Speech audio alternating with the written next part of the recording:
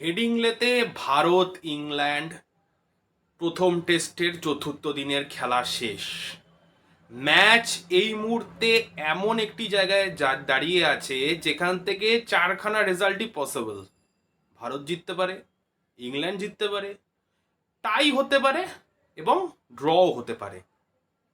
তবে ভারত আজকে যেই জায়গায় পৌঁছলো তার জন্য দুজনকে অবশ্যই কৃতিত্ব দিতে হবে এবং তার পাশাপাশি বেশ কয়েকজনকে এই কারণে ক্রিটিসাইজও করা যেতে পারে, এবং যেতে পারে কেন বলছি, যাবেও।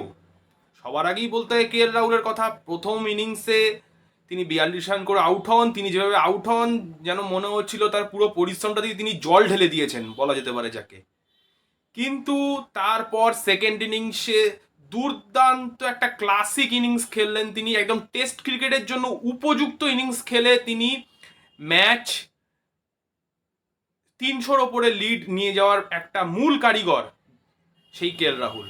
আর তাছাড়া যার কথা না বললেই নয়, তিনি ঋষভ পন্থ। ঋষভ পন্থ প্রথম ইনিংসে করেছিলেন 134 আর দ্বিতীয় ইনিংসে করলেন 118। সপ্তম ভারতীয় ব্যাটার যিনি কিনা একই টেস্টের 2 ইনিংসে সেঞ্চুরির রেকর্ড করলেন। এই এলিট লিস্টে রয়েছে রাহুল দ্রাবিড়ের নাম, সুনীল গাভাস্কারের নাম, বিরাট কোহলির নাম, রোহিত শর্মার নাম, অজিঙ্কা রাহানের নাম, বিজয় হাজারের নাম, আর তার সঙ্গেই কিন্তু যুক্ত হয়ে গেল ঋষভ পন্থের নাম। এবং বিশেষ করে দ্বিতীয় ইনিংসে যেই ঋষভ পন্থকে আমরা দেখতে পেয়েছি তা যেন এক কথায় অভূতপূর্ব। এই ঋষভ পন্থকে চেনে না অনেকেই। ঋষভ পন্থ মানে কি? দুমদারাক্কা শট খেলবেন, যেই শটের কোনো মাথা মুন্ডু নেই, আর সেটাই তার খেলার ধরন। সেভাবেই রান হবে, সেভাবেই তিনি ম্যাচ জেতাবেন ভারতকে, আবার সেভাবেই তিনি দলকে ডোবাবেন। হ্যাঁ, ঠিক এমনটাই কিন্তু দেখে এসেছে ক্রিকেট বিশ্ব। কিন্তু এই ঋষভ পন্থ ক্লাসিক ইনিংস খেললেন, টেস্ট সুলভ ইনিংস খেললেন, যেটা ঋষভ পন্থের থেকে যেন কোথাও গিয়ে প্রত্যাশিত নয়। আবার টেস্ট ক্রিকেটের নিরিখে দেখতে গেলে এই ইনিংসই প্রত্যাশিত। ঋষভ পন্থ আজকে সেই ইনিংস খেলেছেন, 2 ইনিংসে সেঞ্চুরি করলেন। প্রথম ভারতীয় উইকেট কিপার হিসেবে 2 ইনিংসে সেঞ্চুরি, এবং বিশ্বে দ্বিতীয়। অ্যান্ডি ফ্লাওয়ার করেছিলেন দক্ষিণ আফ্রিকার বিরুদ্ধে, আর এই নিয়ে দ্বিতীয় কোনো উইকেট কিপার টেস্টের 2 ইনিংস সেঞ্চুরি করলেন। সব মিলিয়ে ভারত লিড পেল 370। জবাবে ব্যাট করতে নেবে ইংল্যান্ডের স্কোর দিনের শেষে 6 ওভারে 21 বিনা উইকেটে। এখন যেই কথাটা বলতেই হবে, ঋষভ পন্থের এই ইনিংস বা কে এল রাহুলের এই ইনিংস ভারতকে একটা বড় স্কোরে পৌঁছে দিল ঠিকই, যে একটা বড় লক্ষ্যমাত্রা ইংল্যান্ডের সামনে রাখলো ঠিকই, কিন্তু যেই রোগ প্রথম ইনিংসে দেখা গিয়েছিল ভারতীয় ব্যাটারদের ক্ষেত্রে, সেই একই রোগ কিন্তু দেখা গেল দ্বিতীয় ইনিংসে। প্রথম ইনিংসে ভারত শেষ 7 উইকেট হারায় মাত্র 41 রানে। 430 ছিল 3 উইকেট, সেখান থেকে 471 রানে অলডাউন হয়ে যায় ভারত। দ্বিতীয় ইনিংসেও গল্পটা একই রকম। 31 রানে 6 উইকেট, শেষ 6 উইকেট হারালো ভারত। 333 রানে পঞ্চম উইকেট পড়ে এবং তারপর 364তে শেষ। আজকে ভারতের যা স্কোর, বা ভারত যতটা লক্ষ্যমাত্রা দিয়েছে ইংল্যান্ডকে, ইংল্যান্ডের যা ব্যাটিং লাইন আপ বা ইংল্যান্ডের যে বোলিং লাইন আপ, তাতে কিন্তু এই রানটা চেজ হয়ে যেতেও পারে। যদিও উইকেটের কন্ডিশন যদি আমরা প্রথম 2 দিনের তুলনায় দেখি, তাতে কিন্তু একটু অন্যরকম মনে হতেই পারে। যেমন আজকে শুরুর দিকে দেখা যাচ্ছিল ইংল্যান্ডের ফাস্ট বোলাররা মুভমেন্ট পেয়েছেন, তাছাড়া উইকেট যেটা দেখা গেছে একটু যেন টার্নিং দেখা যাচ্ছে। ভেঙেছে উইকেট সে অর্থে বলা যাবে না অবশ্যই, কিন্তু টার্ন কিন্তু হচ্ছে। অতএব ভারতের কাছে জাদেজা রয়েছেন, সেই দিক থেকে একটা জায়গা আছে। কালকে হয়তো ভারত সেই একটা অ্যাডভান্টেজ পেতেও পারে। কিন্তু এই যে 370 রানের লিড, এটা কি 400 হতে পারতো না?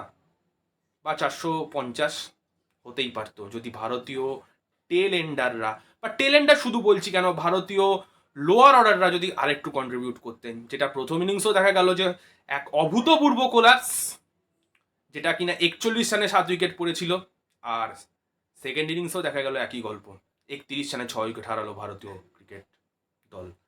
অতএব সব মিলিয়ে কোথাও গিয়ে এটাই যেন মনে হচ্ছে, এই যে ম্যাচটা কিছুটা হলেও ঝুলে রইল এই কারণে বলা যেতে পারে ইংল্যান্ডের যা ব্যাটিং লাইন আপ এবং তাদের যা বাস বল যেটাকে তারা বলছে, সেই বাস বল খেলার মানসিকতা, সেই মানসিকতার দিকে লক্ষ্য করলে কিন্তু 90 ওভার, হাতে 10 উইকেট রয়েছে, 350 রান কিন্তু চেজেবল, উইকেটের কন্ডিশন যাই হোক। এবং সব থেকে বড় কথা, ভারতীয় বোলাররা বুমরা, জসপ্রীত বুমরা তিনি অসাধারণ বল করছেন নো ডাউট, কিন্তু তার পাশাপাশি তাকে সাথ দিচ্ছে কে? প্রসিদ্ধ কৃষ্ণা এবং মোহাম্মদ সিরাজ, যাদের ফার্স্ট ইনিংসের বোলিং নিয়ে কিন্তু অসংখ্য প্রশ্ন উঠেই এসছে। এবং কেউ কেউ সোশ্যাল মিডিয়ায় এমনটাও বলা বলি করছেন যে এরা দুজন 200 রান এমনিই দিয়ে দেবে, ফ্রিতে দিয়ে দেবে অপোনেন্টকে। সেই জায়গায় দাঁড়িয়ে 370 ঠিক আছে, কিন্তু কোথাও গিয়ে 400-র ওপরে রানটা কি দরকার ছিল না? আর এই যে 400-র ওপর রানটা হলো না, তার জন্য কিন্তু কোথাও গিয়ে দায়ী করতেই হবে ভারতের লোয়ার অর্ডার এবং টেল এন্ডারদেরকে। যেটা দেখা যাচ্ছে ইংল্যান্ডের ক্ষেত্রে, ইংল্যান্ডও কিন্তু আগের দিন দেখা গেল 9ম উইকেটে 50+ পার্টনারশিপ করেছে, বা অন্যান্য দেশের ক্ষেত্রেও এই জিনিসটা দেখা যায়। তাদের টেল এন্ডারদেরকে এখন আর নিছকই টেল এন্ডার বলার কোনো অপশান নেই, তারা ব্যাটটাও রীতিমতো ভালোই করতে জানে। কিন্তু ভারতের ক্ষেত্রে কিন্তু মোটেই তেমনটা দেখা যাচ্ছে না। কার্যত বিদেশের মাটিতে যদি আমরা লক্ষ্য করি, সেখানে কিন্তু ভারতীয় ব্যাটার বা ভারতীয় ব্যাটিং অর্ডার সেটা কিন্তু শেষ হয়ে যাচ্ছে ওই কোথাও গিয়ে 5 বা 6 নম্বরে। তারপরে কিন্তু একটা তাসের ঘর বরাবর এটা দেখা যাচ্ছে। আর এটা এই টেস্টে 2 ইনিংসে একেবারে চোখে আঙুল দিয়ে দেখিয়ে দিল আরও একবার। সেই জায়গায় দাঁড়িয়ে ভারত যদি কালকে ম্যাচটা হেরে যায়, ইংল্যান্ড যদি রানটা চেস করে দেয়, এই কোলাপসটাকে কি দায়ী মনে হবে না? অবশ্যই মনে হবে। সেটা একটা হয়ে থাকবে অন্যতম কারণ ভারতের এই কোলাপস, এই টেস্ট হারের জন্য। যদিও হার এখনো অনেক পরের কথা, কালকে ভারতীয় বোলাররা কেমন বল করে সেটা দেখার বিষয়, এবং সব থেকে বড় বিষয় ভারতীয় ফিল্ডিং। ভারতের ফিল্ডিং, যেটা কিনা বর্তমানে বিশ্বের অন্যতম ফিল্ডিং ইউনিট বলা হচ্ছে, তারা পর্যন্ত গত ইনিংসে মোট 7খানা ক্যাচ ফেলেছে, যার হাইয়েস্ট। সেটা অবশ্যই সেকেন্ড ইনিংসে আগামীকাল করলে চলবে না, সেই ব্যাপারটা মাথায় রাখতে হবে। তার পাশাপাশি আরও যে বিষয়টা মাথায় রাখতে হবে, প্রসিদ্ধ কৃষ্ণা এবং মোহাম্মদ সিরাজের কথা বলছিলাম, তাদেরকে কালকে অবশ্যই বাড়তি দায়িত্ব নিয়ে একটা বল করতে হবে। এবং শার্দুল ঠাকুর, যিনি সব থেকে বেশি সমালোচিত হচ্ছেন এই টেস্ট ম্যাচে, করুণ নায়ার বা সাই সুদর্শন, তারা কিন্তু খুব বেশি কিছু করতে পারেননি এই টেস্টে। তা সত্ত্বেও তারা যতটা না সমালোচিত হচ্ছেন, তার থেকেও বেশি সমালোচনার ঝড় বয়ে আছে শার্দুল ঠাকুরকে নিয়ে। তাকে মূলত বোলিং অলরাউন্ডার হিসাবে দলে নেওয়া হয়েছে, কিন্তু না ব্যাট না বল কোনোটাতেই যেন সেই অর্থে তিনি ছাপ ফেলতে পারছেন না এখনো অবধি। ব্যাট হাতে 2 ইনিংসে ব্যর্থ, বল হাতে তো তাকে প্রথম ইনিংসে মাত্র 6 ওভার বল করতে দেওয়া হয়েছে, এবং 6 ওভারও যথেষ্ট তিনি রান বিলিয়েছেন। আগামীকাল তাকে অধিনায়ক গিল কত ওভার বল দেন সেটা অবশ্যই একটা দেখার বিষয়, কিন্তু পাশাপাশি এটা মাথায় রাখতে হবে যত ওভারই তিনি বল করুন না কেন, গত ইনিংসের মতো ঢিলে দেওয়া কিন্তু চলবে না। সব মিলিয়ে আগামীকাল একটা জমজমাট দিনের অপেক্ষায় রয়েছে গোটা ক্রিকেট বিশ্ব। কি হয় সেটাই দেখার। 4টে রেজাল্ট পসিবল। ভারত কি পারবে শেষ পর্যন্ত জয় ছিনিয়ে নিয়ে সিরিজে 1-0 এগিয়ে যেতে? এখন সেটাই দেখার। এরকম আরও ভিডিওর জন্য এই ভিডিওটি লাইক করে দেবেন এবং চ্যানেলটি সাবস্ক্রাইব করে দেবেন। ধন্যবাদ।